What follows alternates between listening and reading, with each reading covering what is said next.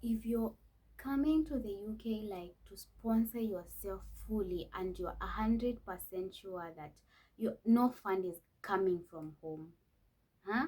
Like, I want you to open your eyes and be open to ideas. Never say never, but have this in mind. Welcome to today's video. It's just like a sisterly chat video, right?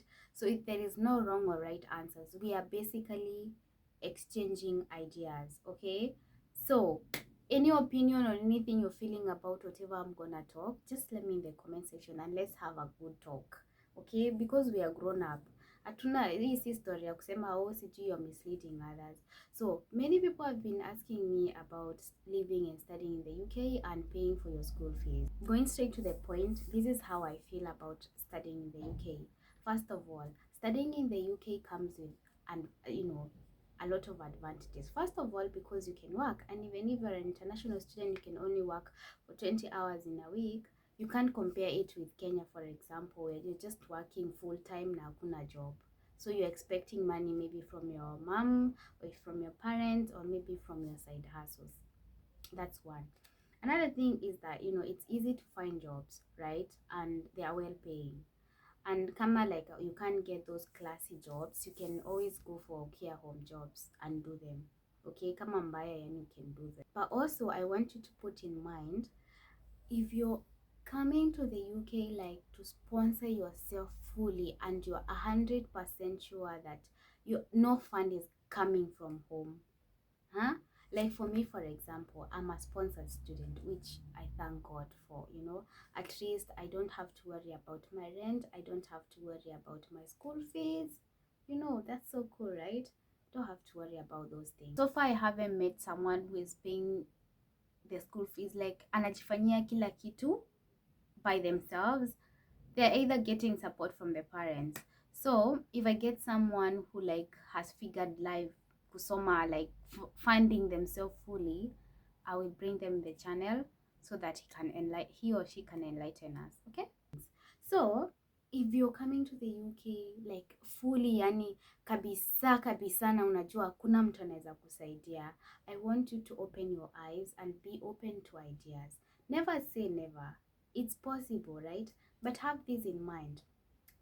School fees, and that depends on the school you're studying and also the course.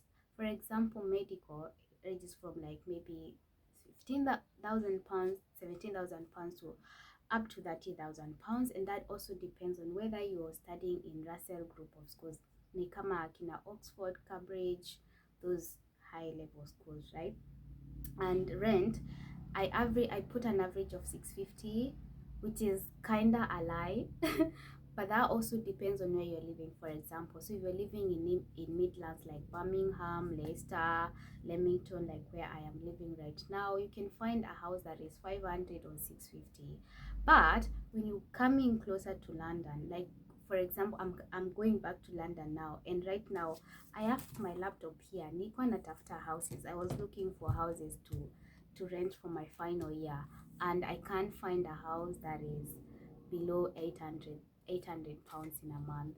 And the houses, they are good looking, and you're sharing toilet and a kitchen. It's 800 per month. So that depends on the area ama place yenye unaishi kwa hii dunia ya London ama UK, call it that way. And then the other one is about food. So how much can you spend? That also depends on what you're eating. You can decide to fast all the time, but I normally spend like 150 for food or 250. Ama ikienda sana 500, that is when I've sent money home, right? Or a lot happening, or maybe like you're going to London and it's 50 pounds. Like for example, now I live in Midlands. If I have to go to London, it's 58 pounds for transport. So yani, or maybe you're going for an interview somewhere, you have to pay money. So yani, such things, they can contribute to a spending in terms of food and expenses. And then the most important part now is working. So how does it go? What happens when you're working as an international student? First of all, you should know that when you're working as an international student, you only work for 20 hours in a week, right? And that is, you're getting paid every time you work. So when you're sick, you're not paid. okay? When you're sick, you don't go to work, you're not paid. So you're working for those days that you work, like you're getting paid for those days that you're sorry. And the minimum wage is 11.44 if you're 21 and above, right?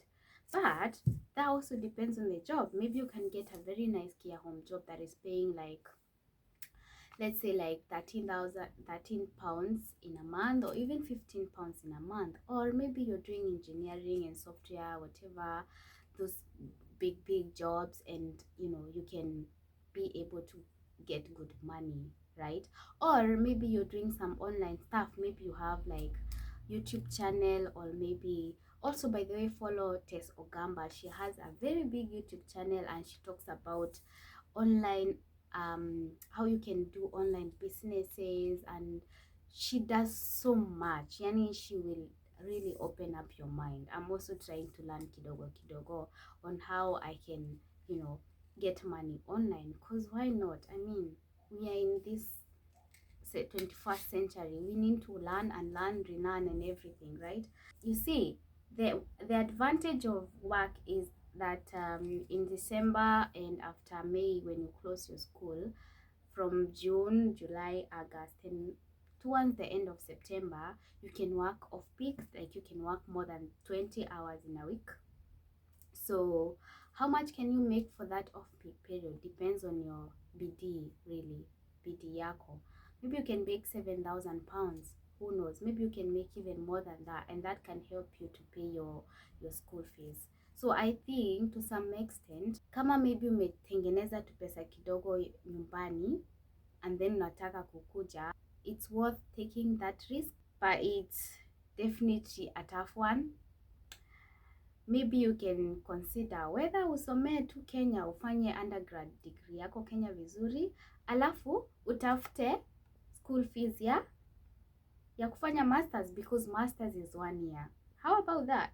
Ufanye masters alafu ukuje huku 1 year, and then when you come to study here for masters, then they give you graduate visa, and then you're able to work here for 2 years and you get experience. And if you get a skilled worker visa, ama unaweza fanya care home, ushapata leave to remain visa, and your life changes.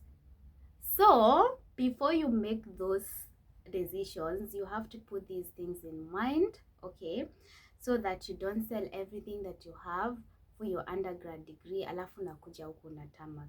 Remember, if you're coming to study here, it's like 4 years or 4 or 3 years, depending on whether your school provides a placement. So if it's with a placement, then it's 3 years. If it's a placement, you have 4 years, because 1 year you stay, you work in an industry to get industry experience, and also you're getting paid. Some companies don't pay you, but they allow you to work extra hours, like they give you a certain amount of hours if they're not paying you, and you can get experience. So like, have that in mind before you make that big move. I don't want you to come here and get stranded, and then you'll be like, what will I do now when I go home? I've sold everything. Yeah, so maybe usome tu, kazane, ufanye undergrad alafu kuja ufanye masters. And to be honest, I was talking to like, if you like hakuna dururu, najua inatoka nyumbani, because I'm in the same situation, guys. I don't know whether I'm giving too much information, but I just feel like if I was my shosho, angeuza shamba na nyumba yake na kila kitu because it's too much. 17,000 pounds, you think it's a joke? That's like 1.7 m, 1.8 m, or closer to 2 m. So every year shosho analipa 2 m. That's crazy. Sijui angetoa wapi walai. So yeah, it's worth putting those things into consideration. But obviously, if you have funding from home, maybe like your parents can help you pay your half of the school fees, you can work and pay your rent. So if you're getting paid 1,000 pounds in a month, unaweza tafuta rent ya 500 pounds, and then you can work yourself there na hizo tuhaso tudogo. So that really depends on your background and your support system. To be honest, at the end of the day, in this world existing, differently, and the way we are brought up, the way we live, the way we relate with people is so different. Our stories are different, so you have to put those things into consideration. One thing about me, I don't like lying to myself. I will always gather information to like not make mistakes. But if I make mistakes, I mean, who never, hands in the hair. I'm done, guys. So I hope this video was informative. Let me know what you thought in the comment section, and give a sister an advice, or let me know what you think about this issue of coming to study in the UK. But honestly, being in the UK is a lifetime opportunity that I never take for granted. But it doesn't mean that Kenya ni mbaya. Kenya tuko sawa, masomo yetu iko sawa. I keep saying that. When I came here, nilifanya foundation, I got all my A's, and Kenya nimekaa nikisoma hizo vitu for 4 years. I never got an A. So kwa sababu vitu zako zilikuwa maji, and it was all that I learned in Kenya.